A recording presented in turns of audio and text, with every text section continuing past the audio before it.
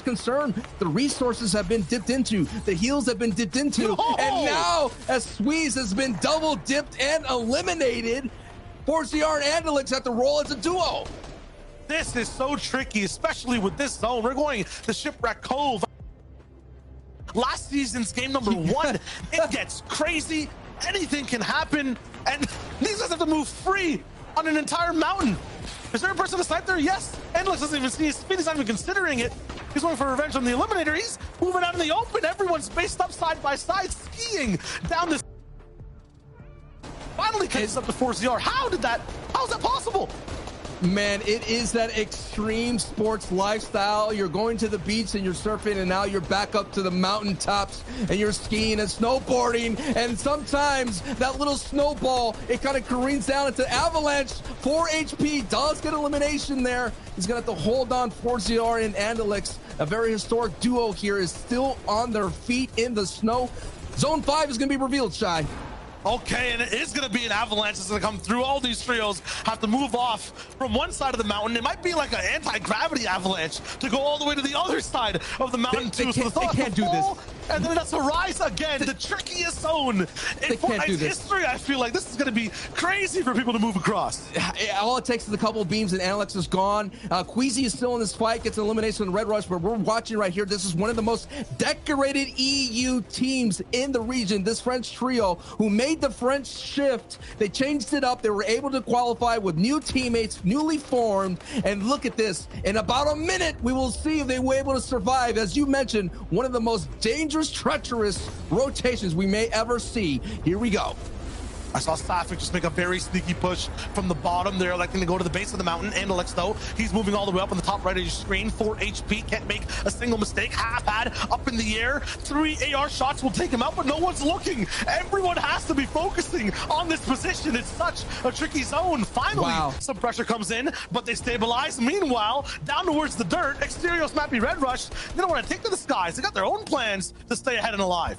What is such a risky position to be down there. Look at that. Even Bootback is way down there. Bootback is beyond the dirt. He's 6 feet under. He may find himself and dig himself into the lobby at that point. Falconly and ZQ Kazakh. Oh my goodness. What happened? An earthquake happens and brings down everything, and it was an edit down chop. Kazakh survives though. He survives the natural disaster that just unfolded there, and Queasy may have been the culprit of that edit down chop.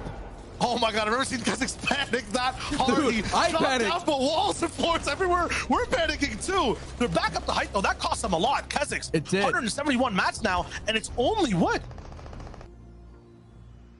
This is one of those chaotic end games that we always love to see and love to cast, but no one loves to play because it's going to get messy. Here we are. Deceptos Loki's commit there on the low ground, but not really. They're heading down.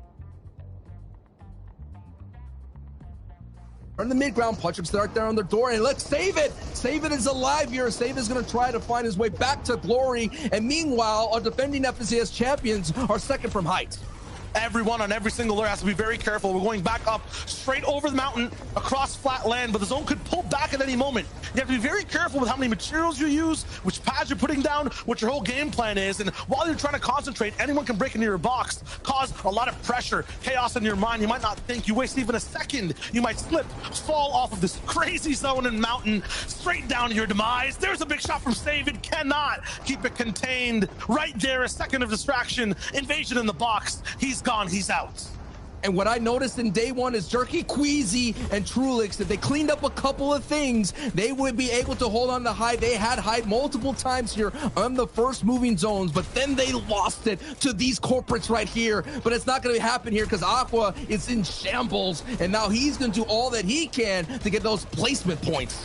Yeah, even the high ground warlords are suffering with this zone. Aqua as a solo trying to make things happen. Missed shot on the walk up, but he got a big finish on the splash. 100 damage, 33 on the elo cracks. He's still getting points, even if he's not working height or in the circle. The zone is still so far away. Bullied, held back in boxes. He gets in. He's living. He's alive.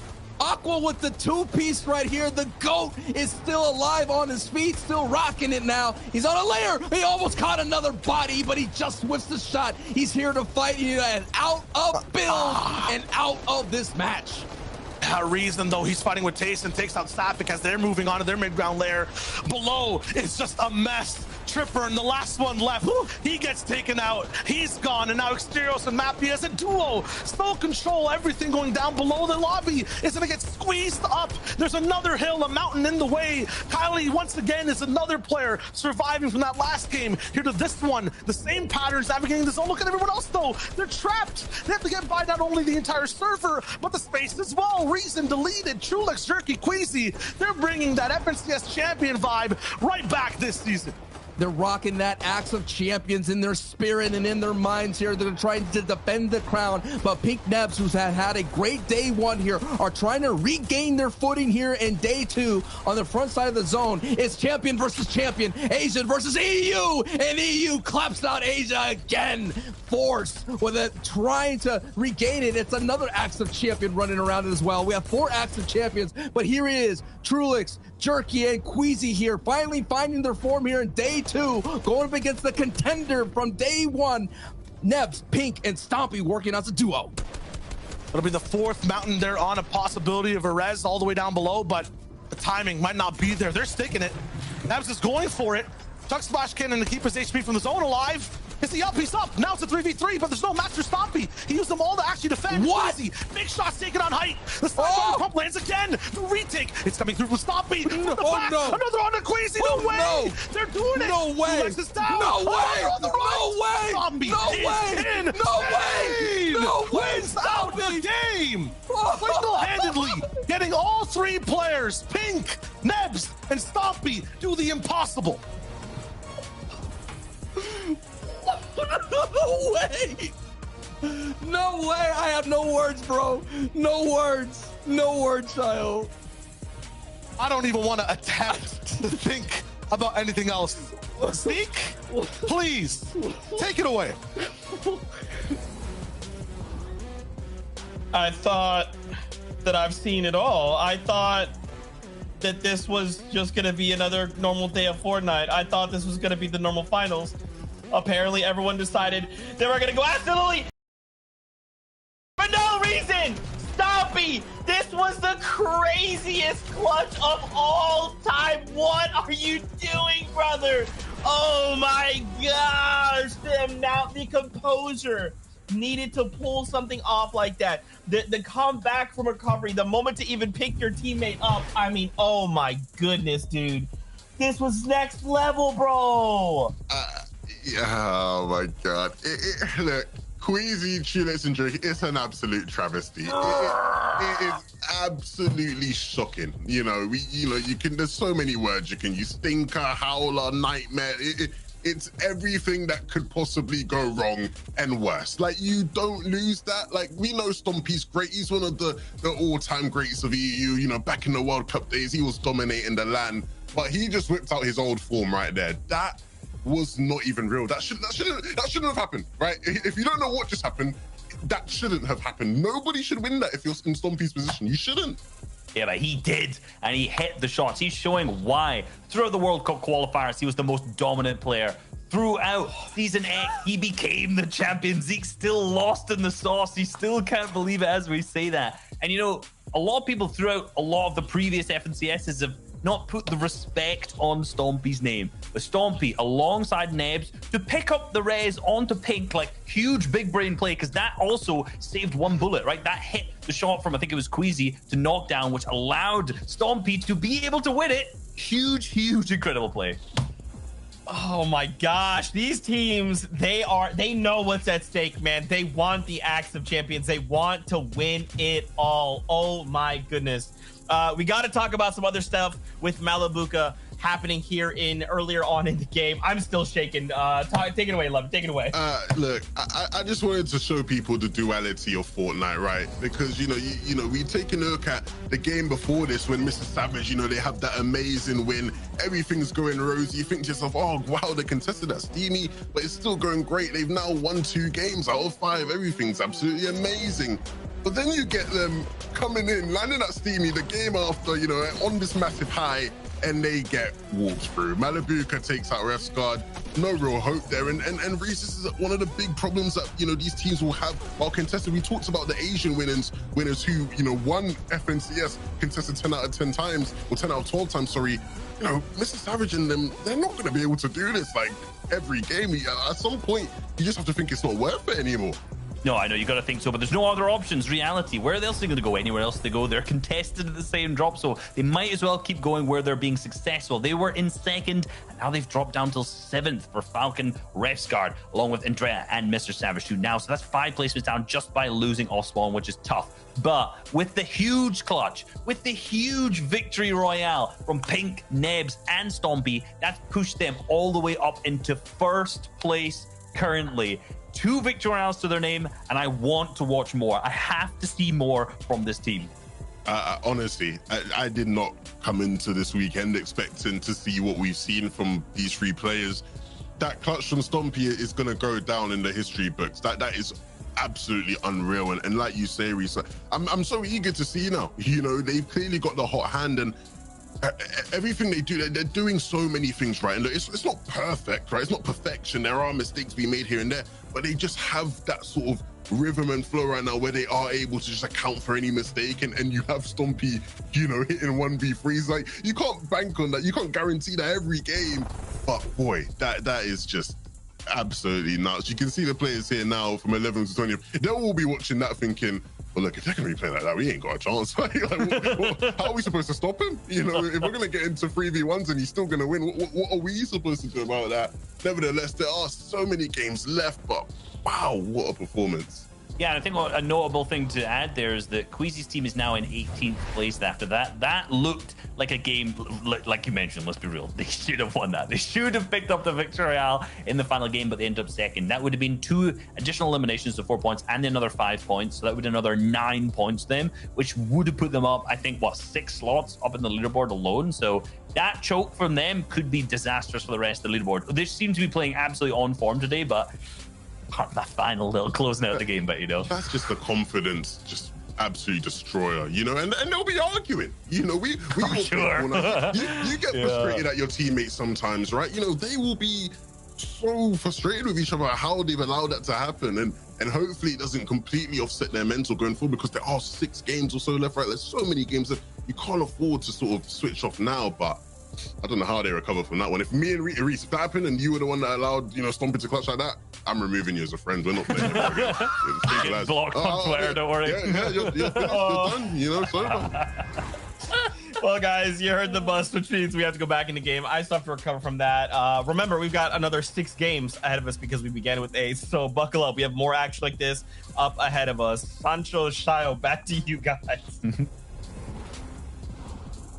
Thank you so much, Zeke, and we're trying to recover myself. I mean, trying to check my heart rate here. We're about to get into the throes of Game 7. Shayo, talk about a highlight show that FNCS has put on here for day 2. I'm trying to recover, you know, brain-wise. I don't remember any of the other games at all, except for that one. The clutch from Stompy. And remember what they did off spawn, Sancho. They defended, they waited, they stayed alive. They have to again. We cannot miss this team in another endgame. They got a bunker down here. You cannot follow up with your greatest hits of all time. You cannot have one of those tracks that just don't bop anymore. Kha'Zix gets bopped, and Falcon Lee now is going to get a trade right there, but nice Stompy baiting that out there, letting the teammate kind of take the brunt of that force here, and that just may be enough. Oh, nicely done. Wow, Stompy, okay, you're on one now, man. I looked on Twitter just to say, oh, he's on one. They took that. Remember they got pickaxe? You remember that's how we started this broadcast? They got pickaxe, and all of a sudden they're on this new form, reaching new heights. Savage, Refsguard, they're gonna win this Steamy Stocks engagement. But man, my brain is like fried. It's frozen in time. He's frozen in time. Everyone's back now. Savage winning his fight, Stompy actually going for the aggressive play and winning. The confidence is here. No one's actually, you know, trying to do these weird trades, stay back a little bit, play for info. They're really capitalizing on any opening that they can. Mixing also getting clicked up, or, you know, completely just clipped. Akumu, it looks like, all the way at Rito Row as well. Benji winning against Exterios. All the patterns we were watching yesterday from the fan favorite teams, the matchups that, you know, a few analysts were predicting would go a certain way, they are going that way now. I mean, it looks like the entire server's back on form. Yeah, back in the form. I agree with you on that. You know, day one, this is what was happening. And it just shows you right there. I mean, Queasy, I think Queasy, like I mentioned in day one, the pattern that we were talking about from them, Shai, as you mentioned that, is that they were still in game. They were there taking height. That zone was really difficult. They had it. And normally, I would say 90% of the time, maybe 99% of the time, you don't lose that kind of advantage when you have height, and considering that the low ground was plumb out of mats here. Now Mappy's in trouble here. He's going to feel the pressure from the rest of Joe, Shadow, and Benji. And now we're going back to Force and Siberia Savitor, who have turned around their fortunes here in day two. But it looks like this is not going to be very fortunate here outside of Retail Row. Yeah, Trixie, Jaggy, they love to just find teams on rotation or just finishing fights, dive in, and pick them up, clean them up. That was their style on day one. We've kind of missed it, or they've been stopped multiple times, swatted like flies. On day number two, looks like this time gonna pack a little bit more of a sting all throughout for Forces. His Chug Club Splash charges are completely down. Jaggy tends they might just back off here. They might just want to go for the damage totally. And yeah, that's a lot, about 300 to 400 damage across all three players from there. Very good from Trixie. A nice push. They'll back the whole way away. It makes me laugh because all you hear is just the car going, and they're just out, right? They just came on through, did what they had to do, and they're rolling out. And Red Rush is rolling out. And it's going to be one of those games, Red Rush, you just got to do what you can. Hold, he does have Mysterios' card.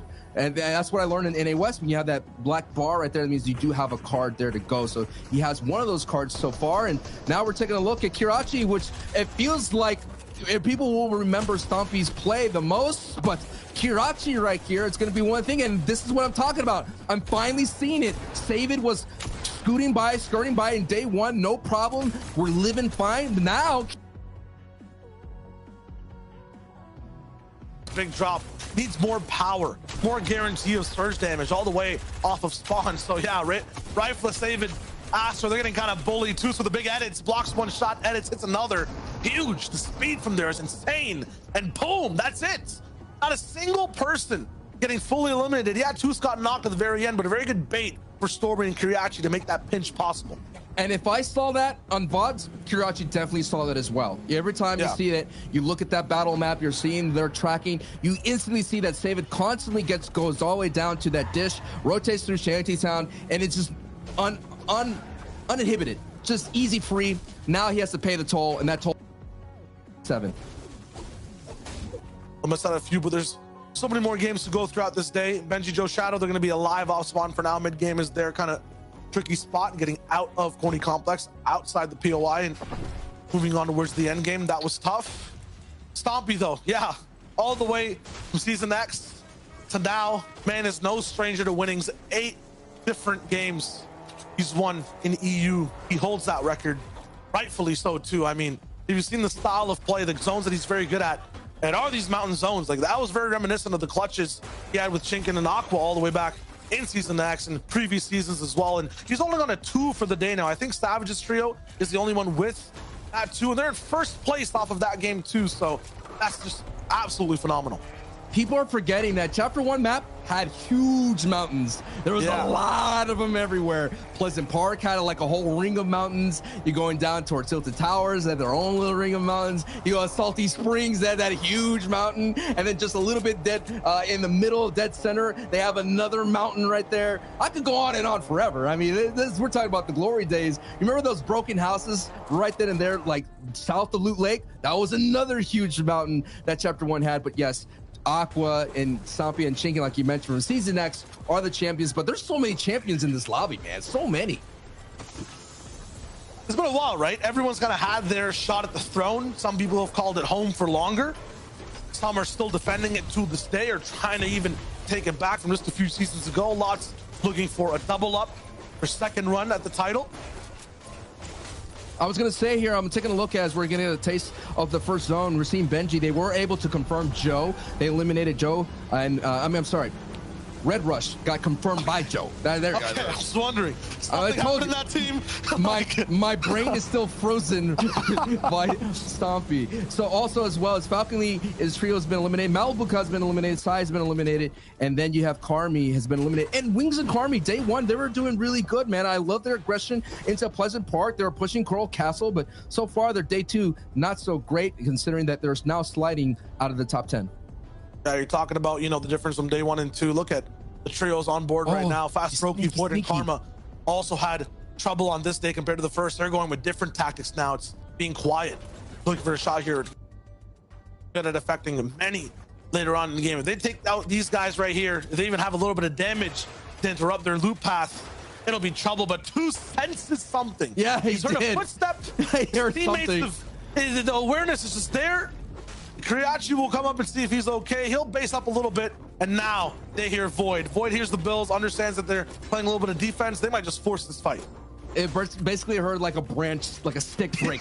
Just like that. It's like now it's on high alert, and they're going to go ahead and build up this base and bunker down here. And I think, yeah, you don't want a piece of that. You just know that's going to be one of those fights drawn out.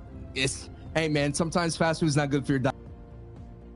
I just gotta let you know. I gotta let you know that dirt burger ain't worth it. And as juicy as it is, it ain't worth it.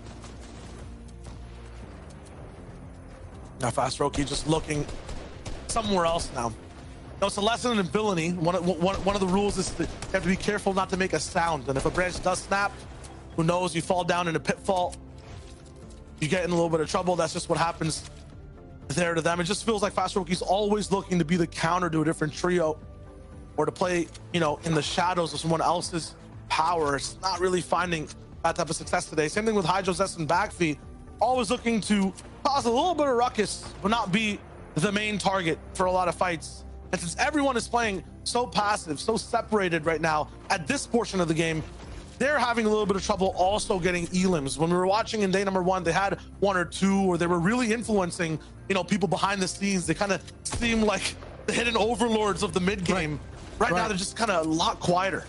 And definitely they were puppet mastering everybody right there. It's like, you know, there's regulators in this world and there's instigators, and definitely they are instigators. You see that retreat from Fast Roki there. They go right into another trio, and that's Toasty out there in Weeping Woods. So, hey, they didn't get a dirt burger there, but they do get to eat. And they get that maximum storm surge with that sniper shot. And Fast Roki is going to get credit for that elimination there. But as you're seeing, 6 trios are already out of this match here. And it's just so interesting. I feel like that previous game kind of felt like a throwaway game. It kind of, like, you know, there's a lot of weird things that was happening because we have the extra 2 games to work with. And I felt like a lot of people were trying new things. And so it's interesting to see where people go after this. Again, never historically done before. 8 games in day 2. So let's throw away a little bit more PTSD, forcing people to try things. As soon as you see a potential for a mountain zone, you want to get ahead of it, right? You want to be there as fast as possible. That's why the map seemed a little bit empty. And yeah, a lot of top teams fell off spawn. Void actually ends up going down here. Calmer, Fast Roki in trouble. We'll come back to that in just a sec, because these elims for default Sapphic Putric, they could be huge. Absolutely huge, not only for their leaderboards, but for this match as well. Look at that, very aggressive rotation coming all the way from Dirty Docks. They're picking up the pace. I talked about their woes in the semifinals, and they seem to get them better in day 1, and now they're getting really solid here in day 2. You're gonna be able to try to pick up the pieces when it comes to Karma and Fast Roki. I'll go back to talking about, though, you know, the differences from last game and how trios are playing, and now I feel like, you know, going towards the left side compared to the mountains, everyone kind of has that normal game plan. You know, the fields of what to do, everyone kind of has a little bit of space on both sides of the Venn diagram for this zone on how to play. I think it's what those mountains are very tempting. You know, you aggro those mountains, those placements. You understand that once it goes around the mountains and up and over, you got to go all the way to height. As the Swedes gets a knock against Rotary, and I agree with you. Once the mountains are there, it kind of throws everything out the window. Your game plan you have is just, as you go automatically to DEFCON 5. It's like, all right, mountain zone, we know exactly where we need to go.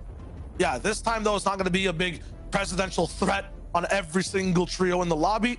We'll have a lot of room to play, a lot of, you know, chances to get information too. Kriachi with his high base can identify all the different threats around him, and sense that Kylie with these beamings on trees is looking for vantage points as well.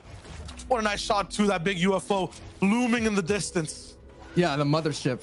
Oh yeah, I was just in awe right here. The rotation, the warp rotation that we saw here from Savage. Savage is literally on the other side of Kirachi, and Savage just came. They move fast. They move fast. And They got. think about it this way too. Kirachi started here, right? That's what I'm saying. And Savage is all the way in Steamy, and he has a better Yeah. spot in this zone. But that might be also Sancho, right? Because Kirachi fought this game. They've never done that before. They kind of Right. got into positions they haven't been in any game of the final so far. And Yep. they might be a little bit off center with better loot. That's interesting. We'll see how that kind of results. And last time they were just being consistent, playing for positioning, but now they decided to fight. I think they're feeling the pressure of the lobby. They understand that they need to get eliminations as well, so it could be that thing. Yeah, I mean, the biggest difference for Kiriachi's team right now, they were first for like the last 3-4 games. This is Right. the first game they're operating in second place. Pink, and after that big clutch, they've taken over. And maybe they kind of poke the bear. I mean, Saban may take that personal and just try to go into these sludgy swamps. So they got to be careful here. You may get those 6 points there, but is those 6 points worth it for the long run? Because again, you have teams like Stompy putting on a show, and hey, Aqua's still there. Even though they were in shambles at that other end game, Aqua got some valuable eliminations, put us a couple points on the board, and got some great placements for his team. Running back this time too. This is the most concerning thing for me. Seti, Kemi, Teak, historically one of the most consistent trios of the region, struggling with Surge once again. Wow. In terms of being landing somewhere mid-map, kind of a little bit on an off vibe or off center in terms of getting positioning in this zone. They're always ahead is what I'm trying to say, and it just seems like they've been